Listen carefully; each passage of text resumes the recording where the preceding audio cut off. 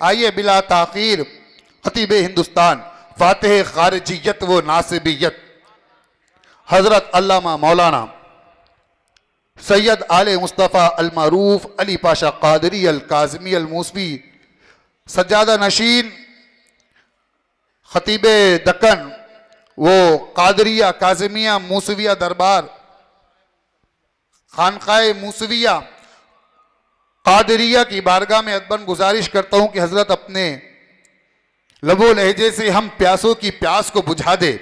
التماس کرتا ہوں، نعرہ تکبیر، نعرہ رسالت، نعرہ حیدری، چمن چمن گلی گلی، جشن عید میلاد النبی و عظمت اہل بیت، خطیب زمن جانشین خطیب دکن۔ من الفاتحة إلى حضرة النبي سيدنا محمد رسول الله روحي فداك۔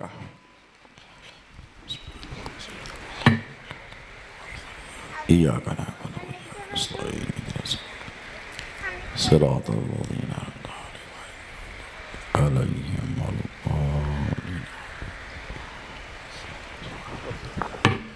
قال الله تبارك وتعالى في شان عظمت حبيبه الكريم إن الله وملائكته يصلون على النبي يا أيها الذين آمنوا صلوا عليه وسلموا تسليما اللهم صل على سيدنا محمد وعلى آل سيدنا ومولانا محمد معدن الجود والكرم منبع العلم والحلم والحكم وعلى وارث حاله ومظهر كماله سيدي مرشدي وسيلتي جدي محي الدين الغوث الأعظم واسع اللطف وبحر الإمام وبارك وسلم بفضل سبحان ربك رب العزة عما يصفون وسلام على المرسلين والحمد لله رب العالمين۔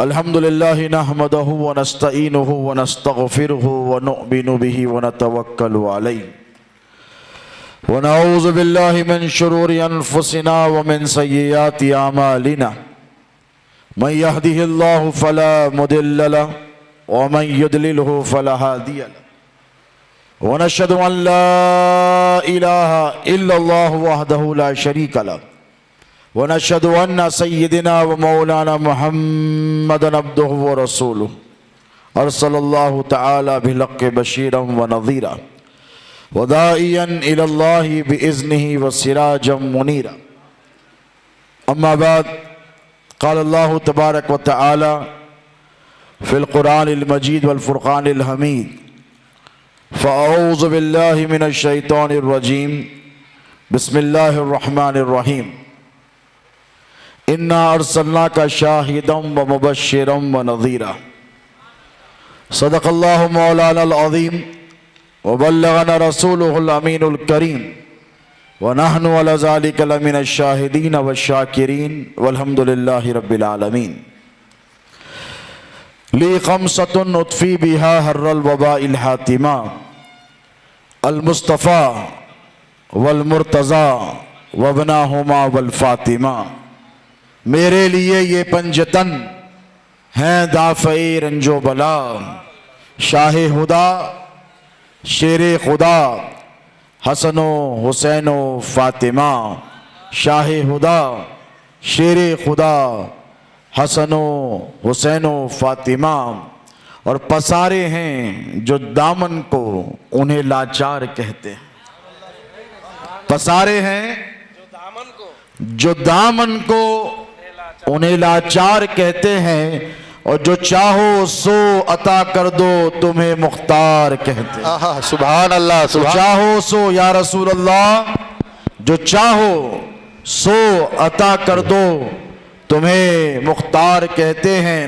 اور جہاں بنتی ہیں تقدیریں سبھی قسمت کے ماروں کی، جہاں بنتی ہے تقدیریں سبھی قسمت کے ماروں کی زمانے والی اس در کو تیرا دربار کہتے ہیں. سبحان اللہ. زمانے والی اس در کو تیرا دربار کہتے ہیں.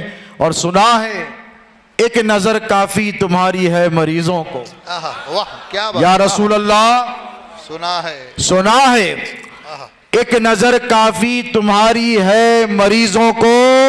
میرے آقا ادھر دیکھو مجھے بیمار کہتے ہیں. کیا بات ہے. میرے آقا ادھر دیکھو مجھے بیمار کہتے ہیں. اور جو محور ہے نگاہ قادر مطلق کا اے سید، جو محور ہے نگاہ قادر مطلق کا اے سید، دو عالم میں اسی کو سید الابرار کہتے ہیں. سبحان اللہ. سبحان دو عالم میں اسی کو سید الابرار کہتے ہیں. اور پسارے ہیں جو دامن کو انہیں لاچار کہتے ہیں. اور نہیں ہے دوسرا تم سا کوئی محبوب سبحان. کیا بات ہے. نہیں ہے دوسرا تم سا کوئی محبوب سبحانی. محمد کا، علی کا، فاطمہ کا راحت جانی.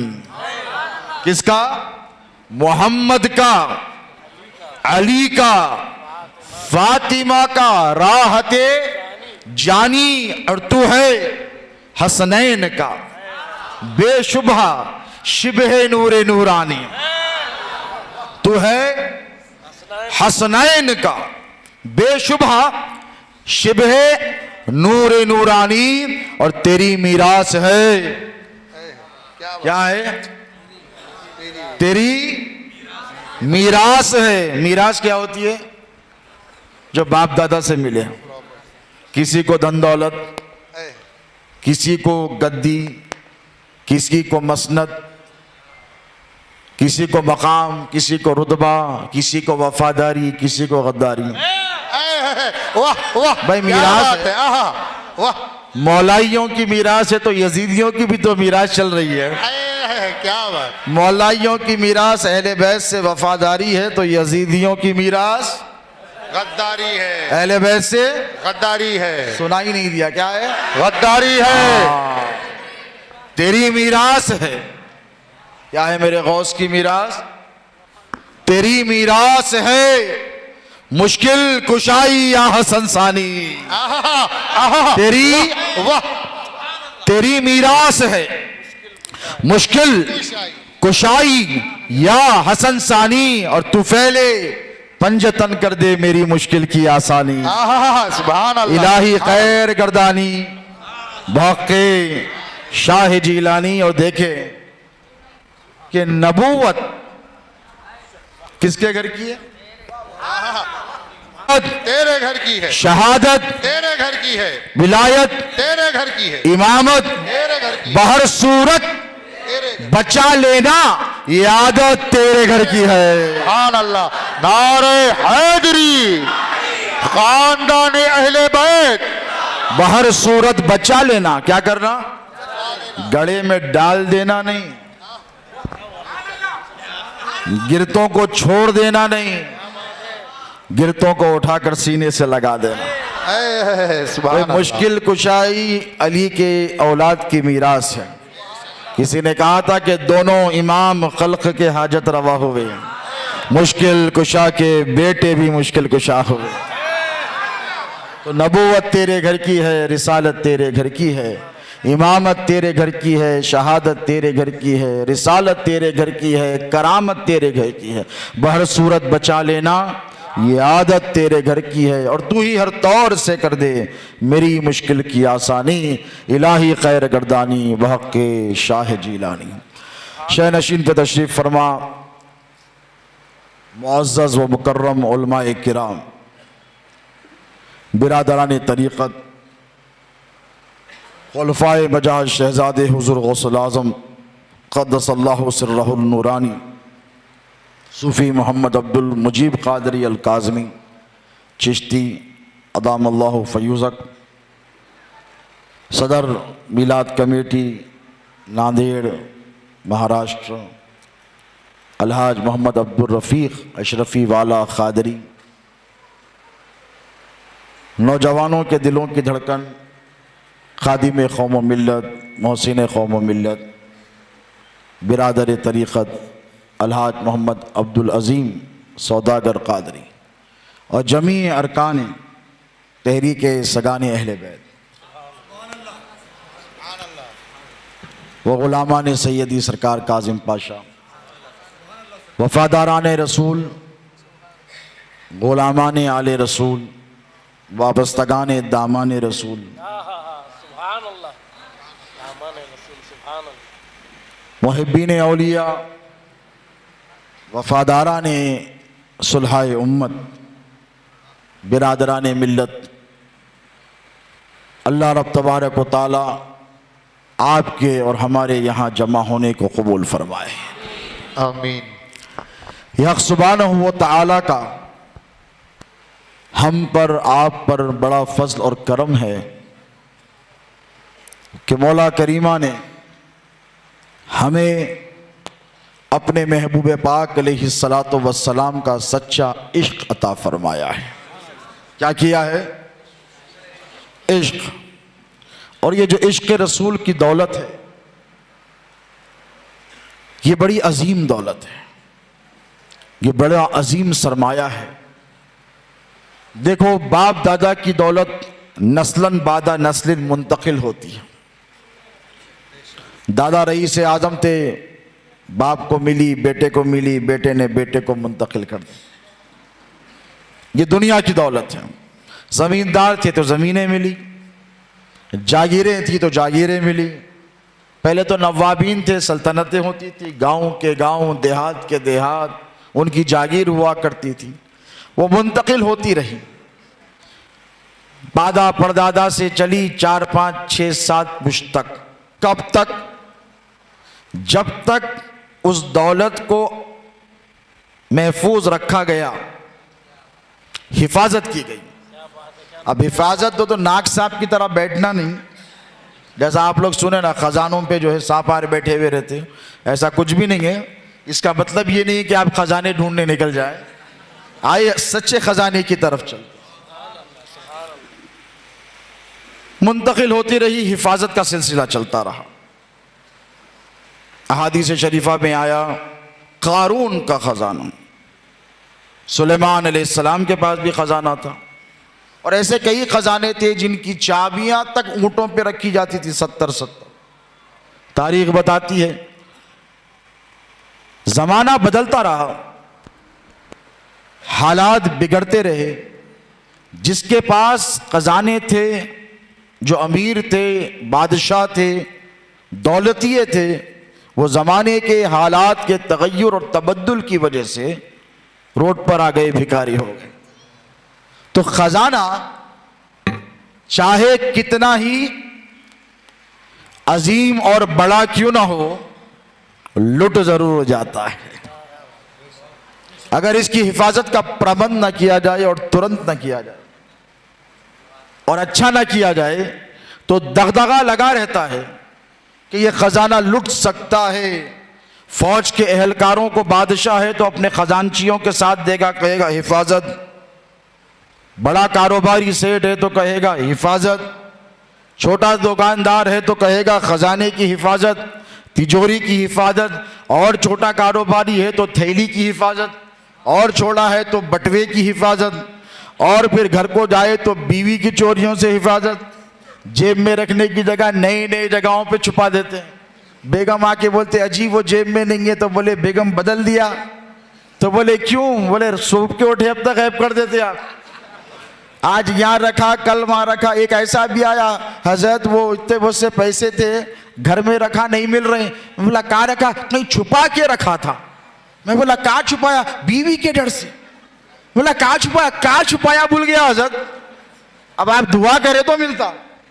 تو یہ الگ دغدغے ہوتے ہیں دولت کے ساتھ۔ لیکن مجھے بتاؤ دوستو، ہر خزانہ لٹ سکتا ہے، ہر دولت سرقہ ہو سکتی ہے، چوری ہو سکتی ہے، لیکن قربان جاؤ ہمارے بزرگوں کے، شاہ کاظم کے، سرکار خطیب دکن کے، شہزادے غوث اعظم کے، تاجدار مملکت قادریت کے، فاتح رافضیت و خارجیت اور ناصبیت کے، اس غوث کے شہزادے کے، اس علی کے لال کے قربان جاؤ جس نے عشق رسول کے خزانے جو تمہارے اور ہمارے سینوں میں محفوظ ہے اس پر ایسے پہرے بٹھائے ہیں کہ دنیا کی ساری طاقتیں سر پٹک پٹک کر مر جائے، اس خزانے سے رتی برابر سرمایہ چوری نہیں کر سکتی۔ بے شک، سبحان اللہ، نعرہ حیدری، نعرہ حیدری، حضور خطیب دکن، سرکار شہزادے غوث اعظم کا فیضان انہوں نے دیکھا۔ تقریباً 40 سال پہلے سرکار ناندیڑ کے شہر میں آئے، 400 سال ہوئے ہمیں ہندوستان آئے، 40 سال پہلے سرکار آئے، 200 سال پہلے سرکار کے جد اعلیٰ آئے۔ تو یہ جو خطہ ہے، یہ جو علاقہ ہے، یہ ہمارے لیے نیا نہیں ہے، یہ ہمارے بزرگوں کی میراث ہے۔ واہ واہ، کیا ہے؟ میراث، ناندیڑ ہمارے باپ دادا کی جاگیر ہے، اور ہے بھی۔ یہاں سے بس مت چلے جائیے، کتنی جاگیریں ہیں، لیکن ہم نے جاگیر کی طرف پلٹ کر نہیں دیکھا۔ اتنے پیپریں آئے سرکار موسیٰ قادری کی جاگیروں کی تفصیلات 27 یا 30 تک پربنی والے بیٹے معلوم ہیں، وکیلوں کو بھی معلوم ہے، لیکن جاگیروں کو ہم نے لات مارا، نبی کے غلاموں کو سینے سے لگایا ہے۔ سبحان اللہ، سبحان اللہ۔ ہم جاگیر کے پیچھے بھاگنے والے نہیں ہیں، اسی لیے ہاں شاہ حسین لکڑ پیر، لکڑ شاہ بابا جو غوث اعظم پیرانے پیر کی بارگاہ میں روز آنا کیا کرتے تھے؟ لنگر کے لیے لکڑی بھیجتے تھے، وہ بھی میرے سرکاروں کے سامنے زانو عدت طے کرتے تھے، کیونکہ ان کو پتا تھا کہ یہ غوث اعظم کا خانوادہ ہے، یہ غوث اعظم کا گھرانہ ہے۔ تو دوستو آئے اس خزانے کی طرف جس کی حفاظت پر پہرا دینے کے لیے ہمیں ہمارے بزرگوں نے بٹھا کر رکھا ہے۔ یہ بار بار لگاتار ہر سال مختلف عناوین پر، مختلف ٹاپکس پر یہ جو جلسوں کو منعقد کیا جاتا ہے، کیوں؟ اسی لیے کہ ہمیں معلوم ہے کہ دوستو ہر دولت فنا ہو جانے والی ہے، ہر دولت ختم ہو جانے والی ہے، نہ مال رہے گا، نہ ہیرے رہیں گے، نہ جواہرات رہیں گے، نہ سونا رہے گا، نہ چاندی رہے گی، اور رہے گا زکوٰۃ نہیں دے گا تو اس سب کا حساب دینا پڑے گا۔ لیکن قربان جاؤ، نبی کی عظمت کے ترانے گاؤ، اللہ نے ہمیں عشق رسول کی وہ دولت عطا فرمائی ہے جس کی حفاظت کے لیے بغداد میں غوث اعظم کو بٹھایا ہے، ہندوستان میں اجمیر میں غریب نواز کو بٹھایا ہے، حیدرآباد میں سرکار موسیٰ قادری کو بٹھایا ہے، ناندیڑ کی سرزمین پر شاہ حسین لکڑ پیر کو بتایا ہے، حضرت اولیاء کرام کو بتایا ہے، بندہ نواز کو بٹھایا ہے، دلی میں محبوب الہی کو بٹھایا ہے، خود الدین بختیار کاکی کو بٹھایا ہے، صابر کلیر کو بٹھایا ہے، ہندوستان کے چپے چپے پر اولیاء کو بٹھایا ہے۔ اس لیے بٹھایا ہے کہ اللہ نے ہمارے سینوں میں اہل بیت کی محبت کی دولت بھر دی ہے۔ اب یہ بزرگوں کا کام ہے، اس دولت کی حفاظت کر رہے ہیں، ہر دولت کا حساب وہاں دینا پڑے گا، عشق رسول کی دولت کا حساب خدا سے لینا پڑے گا۔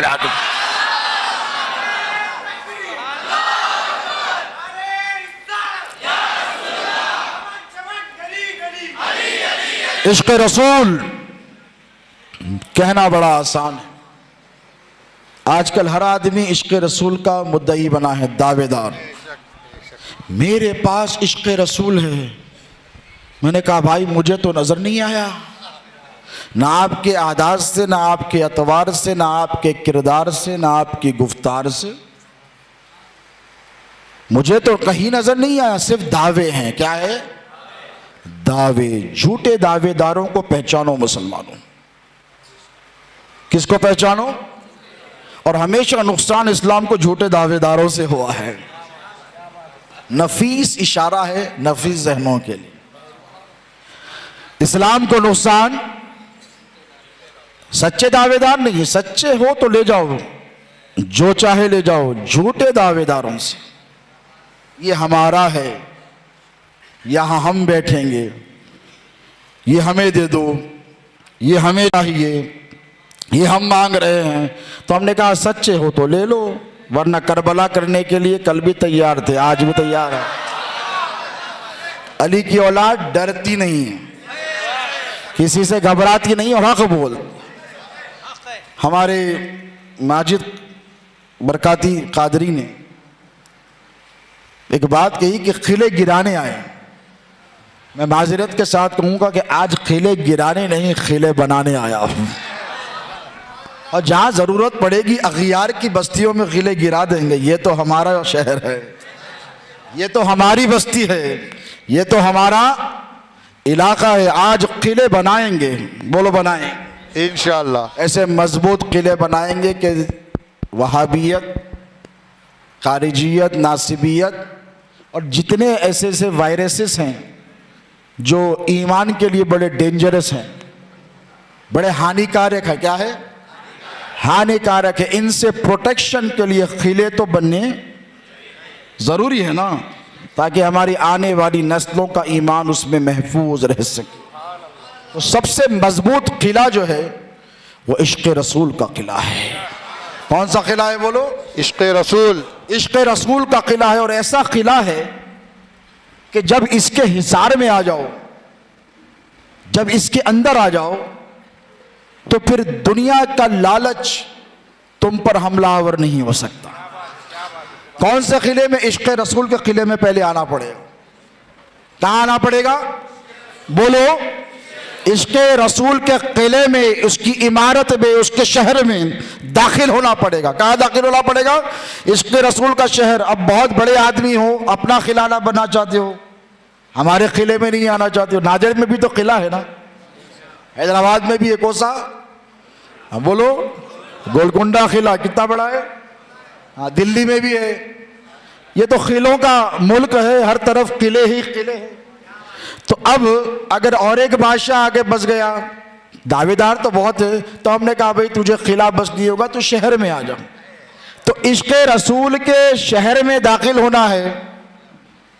لالچ کے حملے سے بچنا ہے تو عشق رسول کے شہر میں آ جاؤ.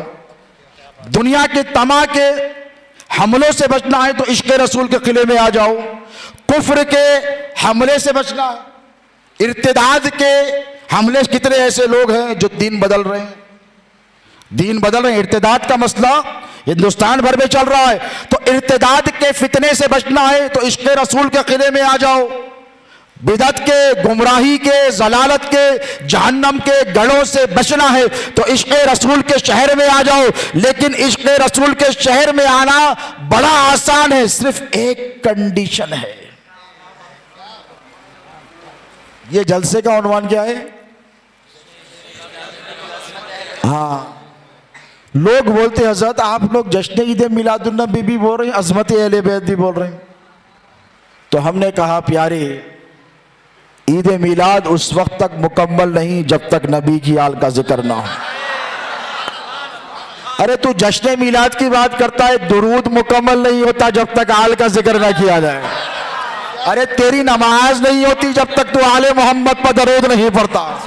ارے جب نماز فرض ہے، جو عبادت ہے، وہ پوری نہیں ہوتی جب تک آل کا ذکر نہ ہو. تو جشن میلاد کا جلسہ کیسے مکمل ہوگا جب تک کہ عظمت اہل بیت کو اس میں شامل نہ کیا جائے.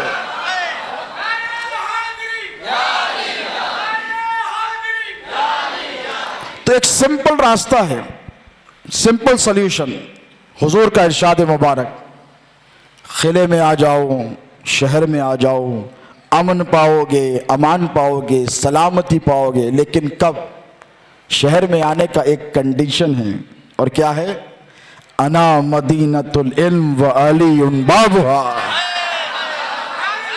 میں علم کا شہر، میں علم کا شہر. حضور نے کیا کہا؟ میں علم کا شہر، علی اس کا دروازہ.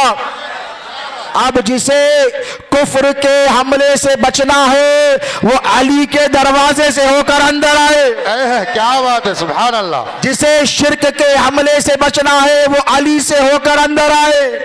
جسے بدعت کے حملے سے بچنا ہے وہ علی سے ہو کر اندر آئے. گمراہی سے بچنا ہے تو علی سے ہو کے شہر میں آئے تو امان ملے گی. ضلالت سے بچنا ہے تو علی سے ہو کر اندر آئے تو اسے امان دی جائے گی. بد عقیدوں کے حملوں سے بچنا ہے, قادیانیت سے بچنا ہے, ناصبیت سے بچنا ہے, خارجیت سے بچنا ہے, رافضیت سے بچنا ہے. جتنے بد عقیدے جماعتیں تمہارے اوپر حملہ آور ہے, ان سب کے حملوں سے بچنا ہے تو امان نبی کے دامن کے سوا کہیں نہیں, بے شک بے شک, مصطفیٰ کی کملی کے سوا کہیں نہیں. امان کہیں نہیں. حشر کا میدان ہوگا, سارے انبیاء جب نفسی نفسی نفسی پکاریں گے, میرے آقا اپنی کالی کملی کھول کر کہیں گے انا لہا انا لہا انا لہا. آؤ میرے گناہگار امتیوں میری کملی میں چھپ جاؤ. تم نے دیکھا ہوگا دنیا میں جب آگ بھڑکتی ہے, اللہ آگ کے عذاب سے محفوظ رکھے, آمین آمین. لیکن تم نے دیکھا منظر کہ جب آگ جلتی ہے تو لپیٹے میں سب کو کھینچ لیتی. بے شک. تو اگر اولاد آگ میں جل رہی ہو تو ماں بچائے تو کیسے بچائے, کیسے بچائے؟ ہاتھوں سے تو نہیں بچا سکے گی نا. تو ایک فطرت کا تقاضا ہے. اسلام دی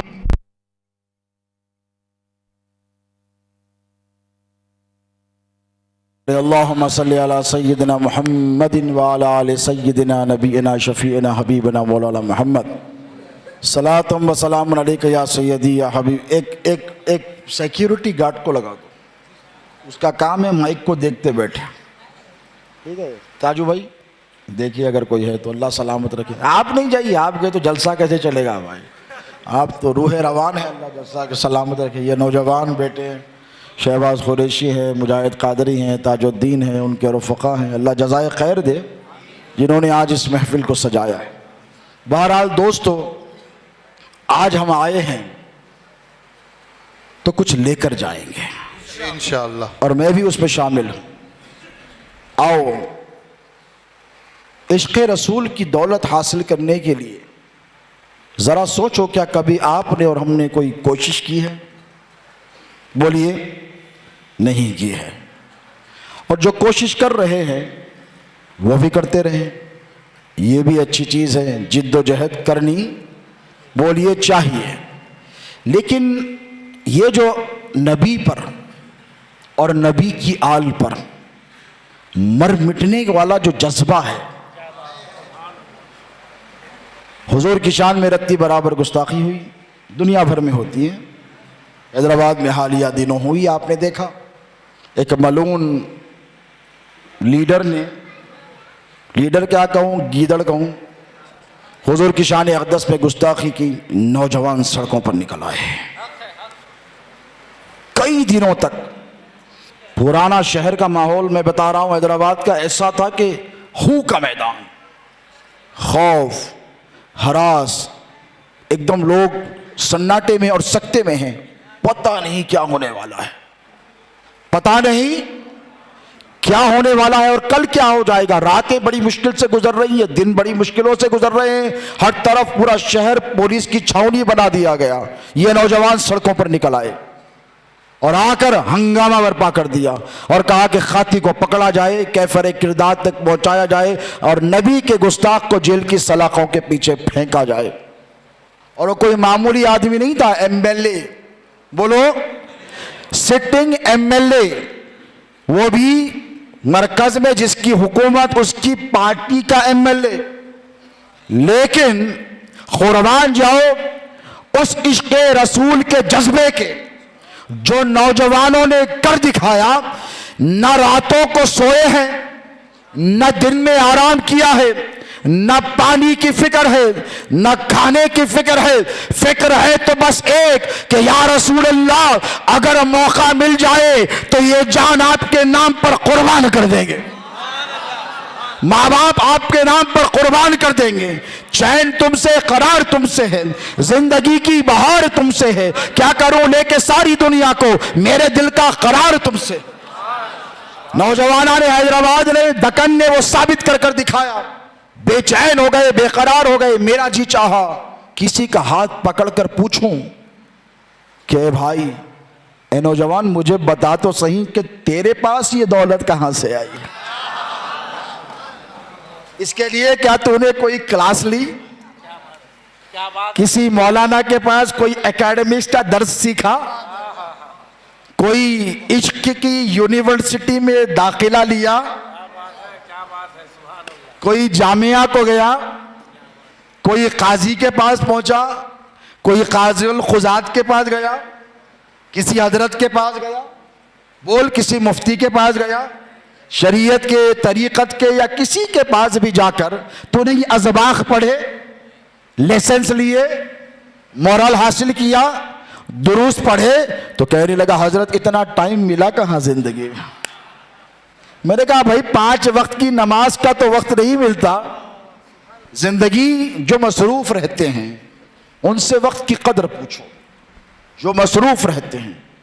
تصوف کی ایک کتاب ہے، اس میں ایک واقعہ درج ہے ایک ولی کامل کا، کہ جب کھانا کھاتے تو کہتے نہیں نرم نرم کر دو، نرم، مکاشفت القلوب کا۔ تو کسی نے کہا کہ حضرت ایسے کیوں کرتے ہیں؟ ذنون مصری کا ایسے کیوں کرتے ہیں؟ تو کہا اتنا وقت کہاں ہے کہ چبا چبا کے کھاؤں؟ وما خلقت الجن والانس الا لیعبدون، اللہ نے تو مجھے عبادت کے لیے پیدا کیا ہے، کہا میرے پاس اتنا وقت نہیں۔ تو جو مصروف ہوتے ہیں وہ تو مصروف ہوتے ہی ہیں، ان کی مصروفیات تو ایسی ہوتی ہے کہ وہ تو اپنے رب کو منانے لگے رہتے ہیں، زندگی کا سارا وقت ان کا اللہ کی حمد میں، اللہ کی ثنا میں، نبی پر درود میں، نبی کی یادوں میں گزر جاتا ہے۔ تو میں نے پوچھا ہے نوجوان تو نے یہ جو جذبہ سیکھا ہے نبی پر مٹ جانے کا، اور گولیاں بھی چلی، لاٹھیاں بھی چلی، گھروں میں پولیس داخل ہوئی اور جوتے مارے، لاٹھیوں سے پیٹا، لیکن اس کے باوجود بھی جذبے میں کوئی کمی نہیں آئی، اگر سر جاتے تو دینے نوجوان تیار تھے۔ میں نے پوچھا بھائی یہ سب کہاں سے سیکھا؟ تو کہنے والے نے کہا کہ حضرت یہ سیکھنے کی ضرورت نہیں ہے، نبی سے محبت ہماری ڈیفالٹ سیٹنگ ہے، یہ محبت ہمیں اللہ نے عطا کی ہے۔ کس نے؟ بولو کس نے؟ اللہ نے، جسے اللہ عطا کر دے، جسے اللہ عطا کر دے، مقام ہو، مرتبہ ہو، حکومت ہو، دولت ہو، عزت ہو، سلطنت ہو، اللہ جسے دے دے ہے کسی کی مجال کے اس سے چھین لے۔ قل اللہم مالک الملک تؤتی الملک من تشاء وتنزع الملک ممن تشاء وتعز من تشاء وتذل من تشاء بیدک الخیر۔ کہتا ہے اللہ محبوب کہہ دو ملک اللہ کا ہے۔ کس کا؟ اللہ کا ملک ہے، اور جسے چاہے ملک دیتا ہے۔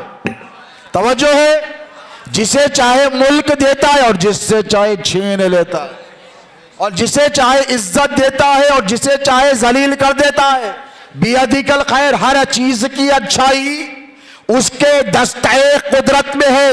تو اللہ اگر کسی کو کوئی منصب دے دے، دولت دے دے، عزت دے دے، ملک دے دے، تو ہے کوئی دنیا کی طاقت، دنیا کا مائی کا لال کہے کہ میں چھین لوں؟ ہے کوئی چھیننے والا؟ نہیں۔ تو ہم گنہگاران امت کو کیا ملا؟ تو ہم نے کہا کہ مولا چاہے کچھ ملے یا نہ ملے، جو سب سے بڑی دولت ہے، جو دولت پا کر ابو بکر صدیق اکبر بنے، جو دولت پا کر عمر ابن خطاب فاروق اعظم بنے، جو دولت پا کر عثمان غنی ہوئے، جو دولت پا کر علی اسد اللہ ہوئے، وہی دولت آج اہل سنت کے ہر گناہگار امتی کے سینے میں ہے، اور وہ دولت عشق رسول کی دولت ہے، اور یہ دولت اللہ نے دی ہے۔ کس نے دی ہے؟ اللہ نے دی ہے، اور یہ دولت ہم سے کوئی چھین نہیں سکتا۔ تو یہ دولت جو ہے دوست عشق رسول کی کہاں سے ملی ہے؟ قربان جاؤ ہمارے بزرگوں کی محنتوں پر۔ غوث اعظم نے بغداد سے عشق رسول کے خزانے لٹا دیے۔ غریب نواز میرے آقا ہندوستان آئے، بس عشق رسول ہی لٹاتے رہے زندگی بھر۔ کیا کر دیا؟ عشق رسول۔ عشق رسول سے کوئی بات نہیں، چلیے تو کربلا ہی ہم خون تو نکلے گا۔ ایک مرتبہ درود پاک پڑھیں۔ اللهم صل على سيدنا محمد وعلى آل سيدنا محمد طب القلوب ودوائها وعافية الأبدان وشفائها ونور الأبصار وضيائها وآله وصحبه وبارك وسلم. ایک مرتبہ اور جھوم کر پڑھیں درود پاک.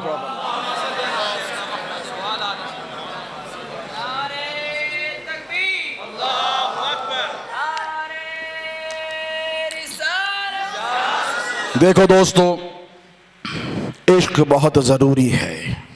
کیا ضروری ہے؟ دعویٰ نہیں، سچا عشق. محض دعوے سے کام نہیں چلنے والا ہے. ابراہیم علیہ السلام کو جب آگ میں پھینکا گیا، وہ کیا تھا جس نے ابراہیم سے کہا کہ خلیل آؤ آگ میں کود جاتے ہیں. بھئی کوئی دوست کہے گا کہ چل بھائی آگ میں کودتے ہیں؟ میں مجھے بھائی سے بڑی محبت کرتا ہوں، ہاتھ پکڑ کر حضرت سے تھوڑی کہوں گا حضرت چلیے میں آپ سے بہت محبت کرتا ہوں، چلیے آگ میں کود جائیں گے. حضرت فرمائیں گے نہیں قبلہ آپ ایسے نہیں کر سکتے. میں نے کہا کیوں؟ اللہ کے نبی نے فرمایا آگ سے بچو، اگرچہ کہ رتی کے دانے کے برابر کی کیوں نہ، رائی کے دانے کے برابر بھی ہو. تو حضور نے فرمایا آگ سے بچو. یہ کیسی بات کر رہے ہیں ہم آگ میں کود جائیں گے؟ حضرت آپ جائیے تھوڑی دیر آرام کر کے آئیے، مجھے مشورہ دیا جائے گا. لیکن جب آگ جلی، اور ایسی آگ جلی کہ دنیا نے ایسی آگ نہ دیکھی ہے نہ سنی ہے، جب جلی تو عشق نے ابراہیم کے کانوں میں کہا. ادھر ملک آیا فرشتہ آ کے کہنے لگا ہل لک حاجت یا ابراہیم، ابراہیم کوئی حاجت ہے تو بتا. If you need anything please tell me, I am here, I can help you. ابراہیم مسکرائے. کیوں؟ ابراہیم کے ماتھے میں مصطفیٰ کا نور جو چمک رہا تھا. سبحان اللہ سبحان اللہ. نبی کا نور. دیکھو عشق کی داستانیں آدم سے شروع ہوئی ہے. آدم سے کہاں سے؟ یہ آدمیت جو میرے حبیب سے میرے آقا سے محبت کرتی ہے ایسے نہیں. آدم بھی نبی کے عاشق، نوح بھی مصطفیٰ کے عاشق، ابراہیم بھی مصطفیٰ کے عاشق، اسماعیل بھی مصطفیٰ کے عاشق. 1,24,000 انبیاء آئے، یہ سب کے سب میرے نبی کے عشق کے ترانے پڑھ کر گئے ہیں. کہا ہل لک حاجت یا ابراہیم. تو ایسے دیکھا ابراہیم نے کہا نہیں تجھ سے نہیں، جا تجھ سے کوئی حاجت نہیں. علامہ اقبال نے کہا بے قطر کود پڑا آتش نمرود میں عشق، بے قطر کود پڑا آتش نمرود میں عشق، عقل ہے محو تماشائے لبے بام. ابھی عقل ٹھہری ہوئی ہے. ابراہیم کیا کر رہے ہیں؟ ابراہیم یہ کیا کر رہے ہو؟ تعجب سے. وہ دیکھا آپ نے کہ لوگ جب بہت زیادہ متعجب ہوتے ہیں ایک دم تو کیا کرتے ہیں؟ تعجب سے انگشت بلندہ ہو جاتے ہیں، ایسے منہ میں دانتوں کے بیچ میں انگلیاں رکھ لیتے. تو عشق جو ہے جب بے قطر آگ میں کودا تو عقل ٹھہر کے تماشا دیکھ رہی ہے. اور جب گئے ہیں ابراہیم آگ میں، آگ نے جلایا. آگ کا کیا کام ہے؟ جلا دینا. وہ اپنا پرائے میں تمیز نہیں کرتی. بولو کرتی ہے. ایک آگ ہے جو آپ کی ہانڈی پہ کھانا پکاتی ہے، اگر اس کا کام جلا کے جلا ہی دینا تھا تو پھر کھاتے کیا؟ توجہ ہے. اگر اس میں ہاتھ ڈالو تو جل جائے، چاول ڈائریکٹ آگ میں ڈالو تو جل جائے، گوشت آگ میں ڈائریکٹ رکھ دو تو جل کر کالا ہو جائے. لیکن ہانڈی کا جب وسیلہ لے لیا، ہانڈی کا وسیلہ لیا اور اس میں ڈالا پانی تیل سب، تو دیکھنے والا دیکھ رہا ہے ویسے ہی جیسے عقل لبے بام حیرت میں تھی کہ بھئی جلانا تو اس کا کام ہے تو یہ ہانڈی کو کیوں نہیں جلاتی؟ جلانا اس کا کام ہے تو یہ برتن کو کیوں نہیں جلاتی؟ پریشر کوکر کو کیوں نہیں جلاتی؟ بڑی سی دیگ کو کیوں نہیں جلاتی؟ تو کہنے والے نے کہا کہ حضرت آپ کو پتا نہیں کہ نبی نے کیا فرمایا؟ انا من نور اللہ وکل شیء من نوری. انسانیت بھوکی مر جاتی اگر اللہ ہر شے میں میرے مصطفیٰ کے نور کو جلوہ گر نہ فرماتا. یہ نبی کا صدقہ ہے. جلا تو سب کو رہی ہے، لیکن جب کسی بھوکے کو کھلانے کی بات آ گئی، امیر ہو کہ غریب ہو، بھوک تو سب کو لگتی ہے. اس پر اللہ نے ایک رحمت کا عنصر ڈالا, ایک چھوٹا سا, کیا ڈالا بولو, ایک چھوٹا سا رحمت کا ایک عنصر اس میں رکھ دیا کہ دیکھ اگر تجھ کو, تیرا کام ہے جلا دینا, لیکن اگر کوئی ہانڈی لے کر آئے, سہارا لے کر آئے, وسیلہ لے کر آئے تو اسے نہ جلانا, ہانڈی کو نہ جلانا, اس کے اندر کی چیزوں کو پکانا, اس کے ذائقے میں اضافہ کرنا, اس کی خوشبو میں اضافہ کرنا, اس کے ٹیسٹ میں اضافہ کرنا, تاکہ مخلوق فائدہ اٹھا سکے. تو بلا تشبیہ بلا تمثیل اگر عشق مصطفیٰ کا وسیلہ سہارا نہ ہو, آگ کب کے جلا دیتی.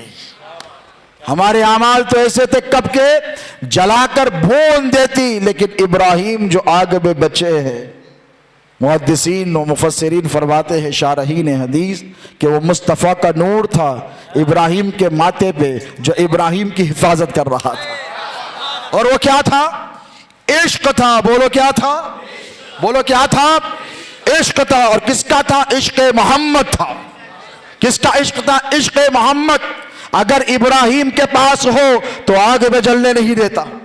عشق نبی اگر نوح کے پاس ہو تو کشتی کو ڈوبنے نہیں دیتا. موسیٰ کے پاس عشق مصطفیٰ کی دولت ہے. فرعون کا لشکر آ رہا ہے, اللہ نے حکم دیا کہ آگ پیچھے سے فرعون لشکریوں کے ساتھ آ رہا ہے, بحر میں داخل ہو جاؤ. تو مصطفیٰ کا عشق موسیٰ کے ساتھ بھی تھا, داؤد کے ساتھ بھی تھا, صالح کے ساتھ بھی تھا, عیسیٰ کے ساتھ بھی تھا. جب تک انبیاء کے ساتھ نبی کا عشق رہا, ان کی دستگیری کرتا رہا. اور پھر جب حضور دنیا میں آئے, اور ابھی آنے سے پہلے عشق نبی کی دولت لے کر بیٹھے سرکار سیدنا عبد المطلب. کون؟ بولو. حضور کے دادا, متولی کعبہ, ابو طالب کے بابا, حضرت عبداللہ کے بابا, اسد اللہ و رسولی, اللہ اور اس کے رسول کے شیر حضرت حمزہ کے بابا. جب ان کے ماتھے میں عشق رسول, نور نبی چمکنے لگا تو معاملات کیسے مختلف ہو گئے تھے. اور یہی جو عشق ہے نا تمہارے سینوں میں بھی ہے. ایک عجیب سی کیفیت ہے, سنی بھائی کو دیکھتے الگ پہچان لیتے آپ, بولنے کی ضرورت پڑتی, اور رانگ ایڈریس سے اگر آ گیا تو موسٹ ویلکم, آئیے ہم سینے سے لگانے تیار ہیں. ہم غوث اعظم کے غلام ہیں, غریب نواز کے غلام ہیں, ہم آپ کو دھتکاریں گے نہیں, سینے سے لگائیں گے. لیکن ایک عجیب سی مٹھاس ہوتی ہے جس کے سینے میں مصطفیٰ دان رحمت کا عشق ہوتا ہے. غریب ہو, امیر ہو, بھوکا ہو, پیٹ بھرا ہو, بیمار ہو, دیکھو اس کے چہروں پہ ایک عجیب سی ملاحت اور اطمینان ہوتا ہے. کیوں؟ عشق رسول معجزن ہے اندر, عشق رسول اس کے سینے کے اندر موجود ہے. اب یہ عشق رسول جب حضرت سیدنا عبد المطلب کو پتا چلا, اور کیسے پتا چلا؟ حضرت عبداللہ ابن عباس روایت کرتے ہیں اپنے آباء و اجداد سے کہ کعبے کے سامنے بیٹھتے تھے عبد المطلب. ابھی یہ بھی کعبہ بتوں کی پلیدگی سے نجیس تھا, ناپاک تھا, 360 سے زائد بت اندر بیٹھے ہوئے تھے. ابھی بت پرستی چل رہی تھی, ابھی اس کو مندر بنا کر رکھا گیا تھا, ابھی بت پرستی جاری و ساری تھی. لیکن حضرت عبد المطلب کا یہ حال ہوتا جب کعبے کو تکتے بیٹھتے کہ اے اللہ جلد اس کو بھیج دے جو کعبے کو پاک بنا دے گا. تو سورج جب حضرت عبد المطلب کے چہرے پر اس کی شعاعیں پڑتی تو ادھر کی شعاعیں کعبے پہ پڑتی تو کعبہ روشن ہوتا. وہ ایک ہی سورج ہے, اس کا کام کیا ہے؟ کعبے کو بھی چمکا یا عبد المطلب کو بھی. لیکن سورج کی شعاعیں پہلے حضرت عبد المطلب کے چہرے پر پڑتی. اور کیسا خوب کہا مولانا احمد رضا خان فاضل بریلی نے, چمک تجھ سے پاتے ہیں سب پانے والے, میرا دل بھی چمکا دے چمکانے والے. تو زندہ ہے واللہ, تو زندہ ہے واللہ, میری چشم عالم سے چھپ جانے والے. تو چمک پانے کا سلسلہ جو تھا, ادھر شعاع پڑی اور ادھر کعبہ درخشاں ہو گیا. آپ نے دیکھا سورج کے سامنے شیشہ رکھ دو, کیا رکھ دو؟ میرر, شیشہ رکھ دو, اور اسے رکھ کر سورج کی طرف جب ڈائریکشن میں پروجیکٹ کرو تو وہ سارے علاقے پر روشنی بکھیر دیتا ہے. تو گویا یہ آئینہ حضرت سیدنا عبدالمطلب کا تھا، جن کے چہرے پر نور محمدی جلوگر تھا جو کعبے کو روشن کرتی۔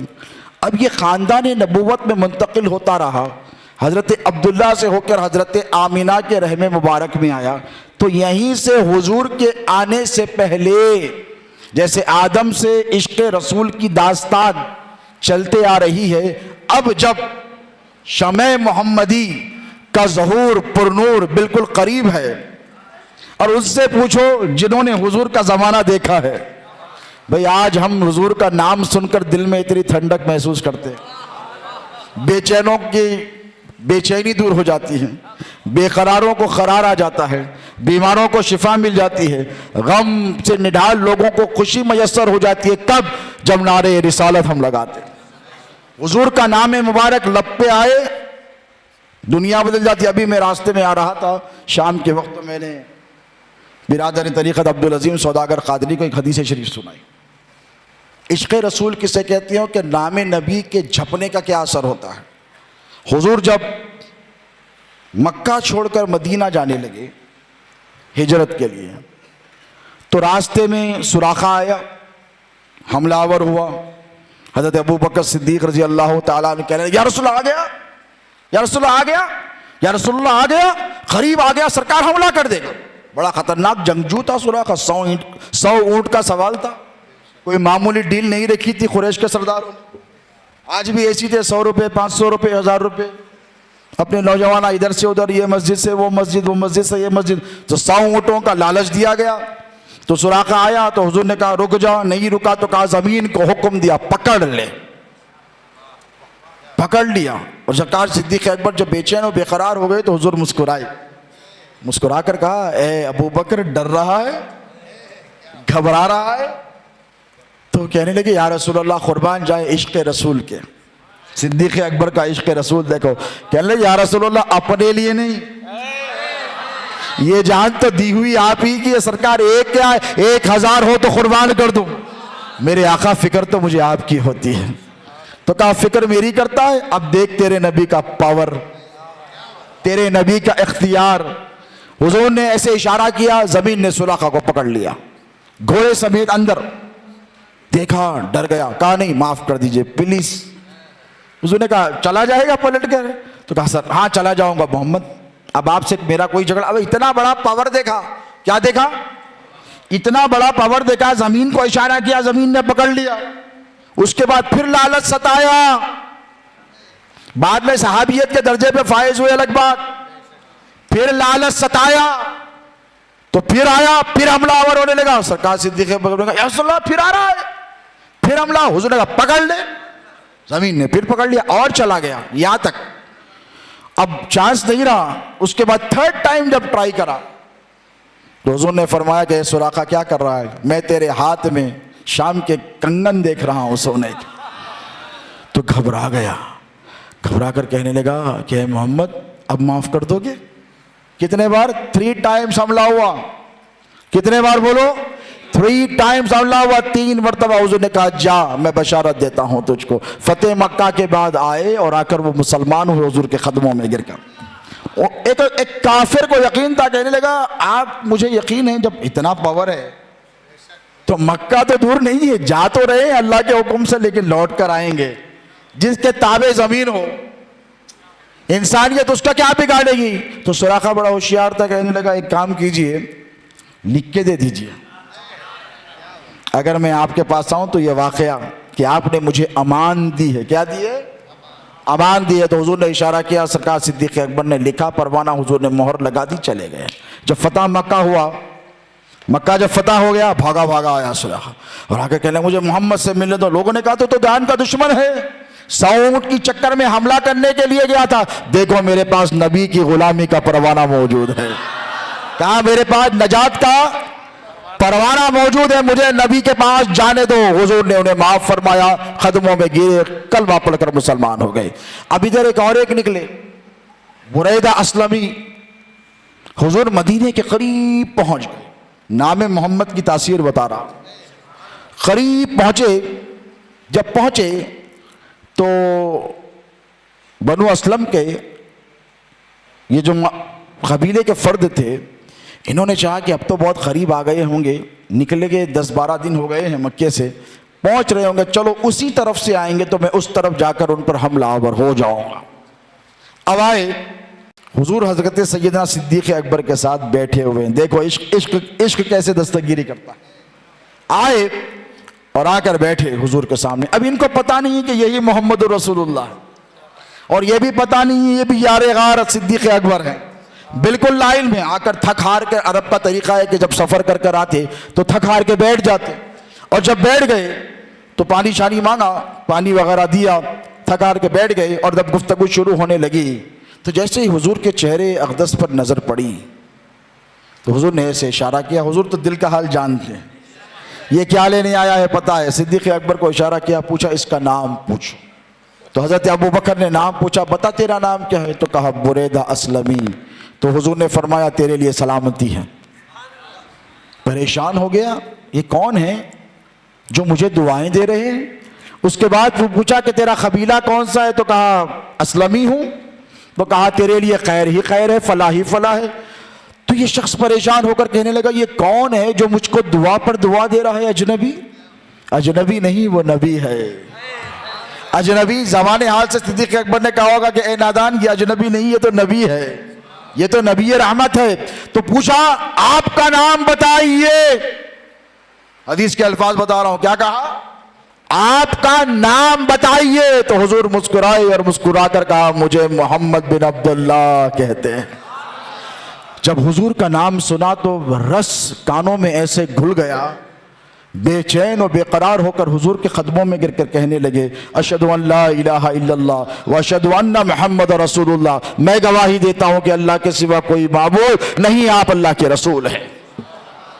حضور نے پوچھا کہ کیا بات ہو گئی بریدہ؟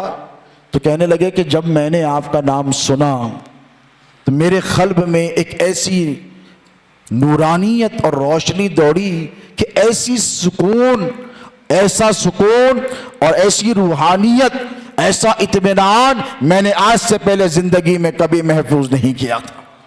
اب جب آگے بڑھے تو حضور سے اب خود کہہ رہے ہیں, اب ہمارے بچے میلاد میں جھنڈے لگاتے, جس کے ہاتھوں میں جھنڈے, ماشاءاللہ آج ریلی نکالے ہمارے استقبال کے لیے, اللہ آپ سب کو جزائے خیر دے. ہاتھوں میں جھنڈے, پریشان, یہ جھنڈے کہیں کو ہے بھائی. میں بولا بھائی جھنڈوں سے آپ کو کیا پریشانی؟ جھنڈا ہم نکالے, دل آپ کے ہل رہے ہیں. میں نے کہا جھنڈوں سے کیا پرابلم ہے؟ تو نہیں جھنڈے نہیں نکالنا. میں بولا کیوں نہیں, خالی ڈنڈے لے کے پھرنا. وہ چڈی والوں کے ویسے آپ تو پینٹ پہن لیے ان لوگ خالی ڈنڈے لے کے پھرتے, ہم جھنڈے لے کے پھرتے. سمجھ گئے نا, تاج الدین بابا کی نگری کے لوگوں کی بات کر رہا ہوں. ہاں ماشاءاللہ ہوشیار لوگ ہیں آپ لوگ.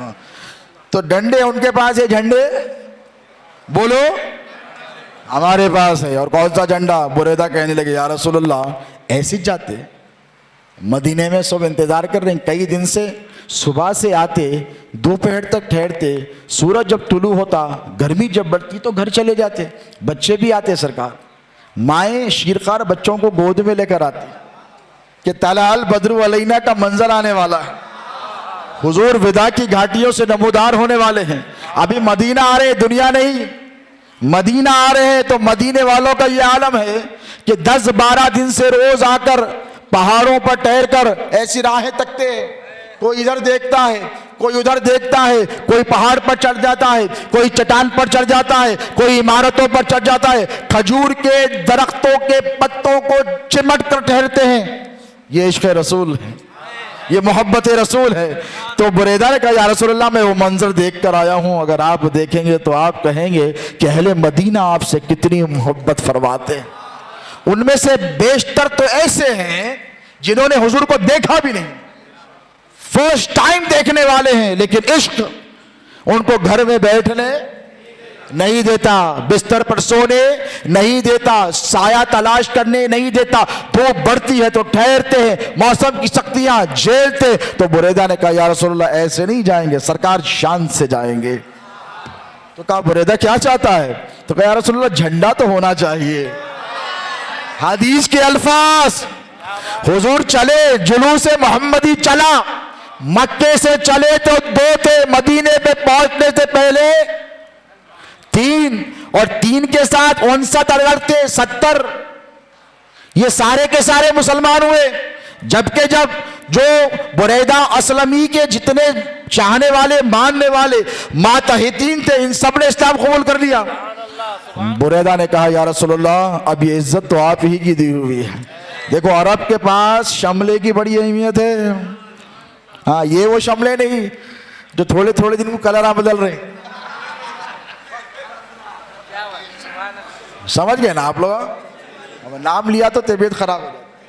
حالانکہ ان کا مسئلہ یہ ہے کہ ہندوستان کی ایک برگزیدہ عظیم خانقاہ کی نمائندہ شخصیت جنہوں نے تصوف کے معاملات میں ہندوستان میں ایک نئی روح پھونکی، میرے بھائی اشرف ملت مولانا سید محمد اشرف کی چوچوی الجیلانی، قومی صدر آل انڈیا علماء مشائخ بورڈ کی بات کرتا ہوں۔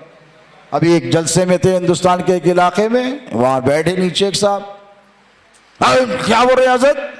تو حضرت بولے میں کچھ نہیں بولا بھائی، نہیں آپ ہماری جماعت کو بولے۔ تو حضرت بولے میں نے تو کبھی نہیں، ہماری تنظیم کو بولے، ہماری دعوت کو بولے۔ ارے میرا بھائی آپ کی دعوت قبول ہی نہیں کرے، کہیں کی دعوت؟ ارے مان نہ مان میں تیرا مہمان، میں آ گیا میری دعوت کرو۔ میں نے کہا بھائی تو عداوت چھوڑ دے نبی کے گھر سے، کہہ رہی یہاں نہیں حوض کوثر پہ بھی دعوت کریں گے، جنت میں بھی دعوت کریں گے، لیکن پہلے عداوت چھوڑ دے، اس کے بعد تیری دعوت، تیری کیا تیری 7 پشتوں کی دعوت کریں گے۔ یہ نبی کا گھرانہ ہے، کامج کھلانا ہے۔ وہاں ایک بیٹھے تھے نیچے ایسی، کیا نام ہے بابا آپ کا؟ یہ آپ کا شادی نام ہے انور پاشا، ایسی بیٹھے تھے کرسی کے بازو، مولانا اشرف میاں صاحب قبلہ تقریر کر رہے ہیں، نہیں آپ نہیں بول سکتے۔ تو انہوں نے کہا میں نے کیا کہا، میں لاوارث نہیں میں بھی لاوارث نہیں ہوں۔ تو بعد میں پتا چلا انہوں بھی سید ہے بیچارے۔ دیکھو ان کا شجرہ تو میرے کو نہیں معلوم، مگر اتنی تو بدھی دیا اللہ، وفادار اور غدار کو پہچاننے میں ماہر ہیں ہم۔ ہاں بولنے کی ضرورت نہیں ہے، جیسے عرقان کے پیشنٹ کو دیکھتے ڈاکٹر بولتا نہیں، آنکھاں دیکھ کے عرقانی ہے، آنکھاں پیلے ہو گئے، اس کو فوراً جانڈس ہو گیا، اس کا علاج کراؤ، یا میڈیکل فیلڈ کے ایکسپرٹ بنے ہوئے ناخونہ دیکھ کے بول دیتے ڈاکٹر اس پہ فاسفورس بڑھ گیا بیماری ہے، اسکن پہ ریشز دیکھ کے بول دیتے یہ بیماری ہے، اس کو یہ ٹریٹمنٹ کی ضرورت ہے۔ ٹھیک اسی طرح سیدوں کے پاس آنکھوں میں ایک اسکینر ہے، وفادار اور غدار کو اسکین کر لیتے ہیں، اور اوریجنل ڈپلیکیٹ کو بھی پہچان لیتے۔ اب یہاں پہ اتنے بڑے تاجر بیٹھے ہیں، عبدالعظیم سوداگر صاحب، ہمارے رفیق بھائی، کوئی ڈپلیکیٹ پروڈکٹ لا کے دیا ایسا لے کے پھینک دیتے، چل بولتے ارے آپ دیکھے بھی نہ شیٹ اٹھا کے، جانچ پڑتال تو کر لینا۔ ارے جا بیٹا عمر بھر کا تجربہ ہے، کیا ہے عمر بھر کا تجربہ ہے، باپ دادا سے کاروبار سیکھے، تو ہمارے کو دھوکہ نہیں دے سکتا۔ ڈپلیکیٹ کو ڈپلیکیٹ بولیں گے، اوریجنل کو اوریجنل بولیں گے۔ اب وہاں بیٹھے تھے بیچارے ایسے نیچے بیٹھنا بری بات نہیں ہے، بیٹھو، ذکر رسول کی محفل ہے، جلسہ چل رہا، اچھا کرے بیٹھ کے اعتراض کرنے لگے، نہیں غلط ہے بولے، آپ ہماری تنظیم کو بولتے ہیں۔ میں نے کہا کون سی تنظیم بھائی، ہم تو ایک ہی تنظیم کے ماننے والے ہیں، اور وہ تنظیم، ہر تنظیم قبول ہے، لیکن کب قبول ہے معلوم؟ تنظیم کو پہلے مولائی بناؤ۔ کیا بناؤ؟ مولائی، یہ پیمانہ ہے، یہ پیمانہ ہے، کیا ہے؟ پیمانہ ہے۔ اب دیکھو جتنے قادریاں ہیں، بولو کتنے قادریاں، ہاتھ اٹھا کے بولو یہاں پہ، ماشاءاللہ۔ چشتیاں بھی ہیں، ہاتھ اٹھو، ماشاءاللہ۔ نقشبندی بھائی بھی ہوں گے، رفائی بھی ہوں گے، شاذلی بھی ہوں گے، تمام سلسلے کے ہوں گے۔ میں آپ سے کہوں ایک بات کہ سرکار غوث اعظم کی نسبت سے آپ قادری ہیں، کیا ہے؟ حضور پیرانے پیر غوث اعظم کی نسبت سے آپ قادری ہیں۔ ہم نے پوچھا سرکار آپ کی نسبت کیا؟ حضور آپ کی نسبت کیا؟ تو غوث پاک زبان حال سے فرمائیں گے مولائی۔ غریب نواز سے جا کر پوچھو سرکار ہم تو چشتی ہیں، آپ کی نسبت کیا؟ تو مولا غریب نواز ارشاد فرمائیں گے مولائی۔ جتنے سلاسل کے بزرگ ہیں یہ سب کیا ہیں؟ مولائی۔ قادری ہے تو مولائی ہیں۔ چشتی ہے مولائی ہے تو چشتی ہے، مولائی نہیں ہے تو چشتی نہیں ہے، سہر وردی بعد میں ہے، پہلے مولائی ہے. تو یہ پیمانہ ہے. تو میں نے پوچھا کہ وہ بیٹھے تھے وہاں پہ بھڑ گئے. اب حضرت اشرف ملت نے ان کی تھوڑی سی مروت کی.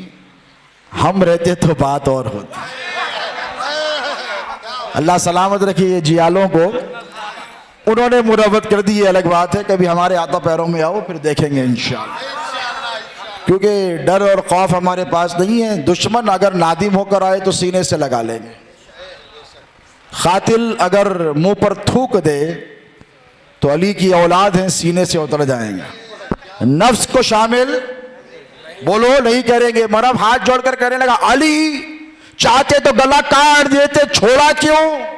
تو کہا دیوانے تو نے نفس کو شامل کر دیا. میری لڑائی نہ تیرے لیے نہ میرے لیے، میں لڑ رہا ہوں تو اللہ کی رضا کی خاطر. تو ہماری بھی جو لڑائی ہمارے لیے نہیں ہے، اللہ کی رضا کی خاطر. تم ہمیں لاکھ برا بولو، ہم تمہیں معاف کرتے رہیں گے، معاف کرتے رہیں گے. لیکن تم جب مولا کی شان میں گستاخی کرو گے تو پھر ہم نہ تمہارے باپ کو دیکھیں گے، نہ دادا کو دیکھیں گے، نہ نانا کو دیکھیں گے. ہم کوئی مروت بولو نہیں کریں گے. اس لیے کہ بھائی ہمیں بھی نبی کو صورت دکھانی ہے، ہمیں بھی بولو نبی کو صورت دکھا. وہ بیٹھے تھے بیچارے گستاخی کرنے لگے. بعد میں معلوم ہوا سید ہے. میں نے کہا شجرہ کھنگال کر دیکھ لو ان کا. حالانکہ میں نہیں کہتا، اسی لیے کہ سیدوں کا ایک خاص وصف بتا رہا ہوں. اندر کی بات باہر، اندر کی بات باہر. کہ سید کبھی ایک دوسرے کی پگڑی نہیں اچھالتا، نہیں اچھالتا. کیوں؟ اس کو پاس ہوتا ہے حرمت کا. کیا بات ہے، سبحان اللہ. بھائی مولانا مفتی صاحب ہے، ان کی اولاد پڑھ لکھ کے لائق فائق ہو گئی. آپ نے کبھی دیکھا کہ کس بڑے حضرت کی اولاد آپس میں لڑ رہی ہے؟ اب لڑ رہے ہیں الگ بات ہے، پہلے لڑ رہی ہے نہیں. آپ نے نہیں سنا امام امل کی اولاد لڑ رہی نہیں، حضرت نعمان بن ثابت کی اولاد لڑ رہی نہیں، امام مالک کی اولاد لڑ رہی نہیں، امام شافعی کی اولاد لڑ رہی نہیں. آپس میں نہیں لڑتے. کیوں؟ تربیت اثر انداز ہوتی ہے، کیا بات ہے. تربیت اثر انداز ہوتی ہے. اگر کوئی فکری اعتقادی اختلاف ہو تو گھر میں بیٹھ کر طے کریں گے، سڑک پر نہیں اتریں گے. کیوں؟ یہ باپ دادا کی تربیت اثر کرتی ہے. جب تم پر تربیت اثر کرتی ہے، ہم پر خون اثر کرتا ہے. سید کبھی ایک دوسرے کی پگڑی نہیں اچھالتا. بیٹھ کے میں بھی سید ہوں، میں فلاں دعوت کا. تو ہم نے کہا بھائی جا اپنا ڈی این اے کروا لے، خرچہ چاہیے تو مجھ سے لے لے، اختلاف چھوڑ دے. اب آئیے پلٹ کر ٹاپک کی طرف. حضرت بریدہ نے کیا کیا؟ کہا سرکار جھنڈا. بولو بچوں ہاتھ میں لے کر پھرتے ہو نا جھنڈا. سرکار جھنڈا چاہیے. تو حضور نے کہا جھنڈا کیا کرے گا، کہاں سے بنائے گا؟ تو کہنے لگا سرکار یہ امامہ آپ اجازت دے تو اتار کر نچھار کر دوں آپ پر سے. حضور قربان کر دوں. عرب کے پاس شملے کی بڑی اہمیت ہوتی ہے، بڑی تعظیم ہوتی ہے. پگڑی جو ہوتی ہے نا، دستار جو ہوتی ہے، وہ بڑی اس کی قدر و منزلت کرتے. کہنے لگے سرکار فدا کا ابی و امی، میرے ماں باپ قربان ہے، شملے کی کیا اہمیت ہے. حضور میں اس کا جھنڈا بناؤں گا. نیزہ لیا، امامہ اتارا، جھنڈا ہاتھ میں لے لیا. اب جھنڈے والا ہمیشہ آگے رہتا، پیچھے نہیں رہتا. آج جھنڈے اتنے بستے تھے. میں ہمارے عظیم سوداگر کو گاڑی میں بولا میاں وہ ایک خاص قسم کا جھنڈا ایسا یوں ایسا تھا، کراس. میں بولا کون پکڑ کے تھے؟ آپ کے ہاتھ میں تھا. ماشاءاللہ. میں نے کہا یہ جھنڈا مجھے اس جھنڈے کی یاد دلا رہا ہے جو بریدہ اسلمی کے ہاتھ میں تھا. میرے حضور مدینے میں داخل ہو رہے ہیں. صحابہ صحابیات حضور کے دیدار کے مشتاق، بے چین و بے قرار ہے. آگے آگے جھنڈا جا رہا ہے. حضور یہ نہیں کہتے کہ پیچھے پیچھے آ جا، حضور یہ نہیں کہتے کہ میرے پیچھے آ جا. حضرت ابو بکر نے ہاتھ پکڑ کر نہیں کہا کہ پیچھے آ جا، بلکہ بریدہ اسلمی کو آگے کر رہے. اے جھنڈے والے تو آگے آگے جاتا رہے تاکہ مدینے والوں کو معلوم ہو کہ مصطفیٰ جان رحمت کی آمد ہو رہی ہے.